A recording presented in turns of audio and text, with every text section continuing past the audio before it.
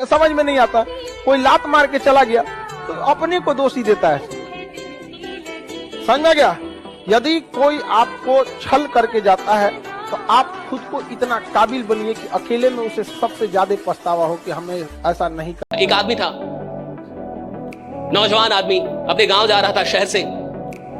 शाम हो गई, रात हो गई, जंगल से होकर रास्ता गुजरता था, जंगल से होकर निकल रहा था। अचानक से उसका पैर फिसल गया, गिर गया।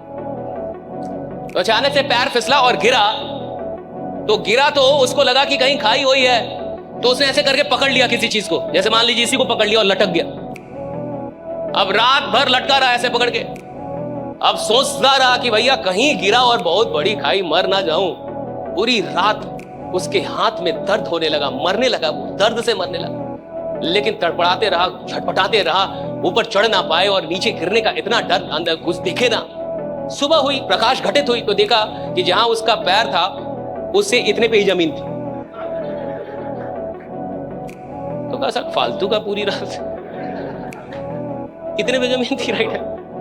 उसका जहां पैर था इतने पे जमीन थी, छोड़ देता जमीन पे रहता। लेकिन क्या था? अंधकार था, इग्नोरेंस, अंधेरा था।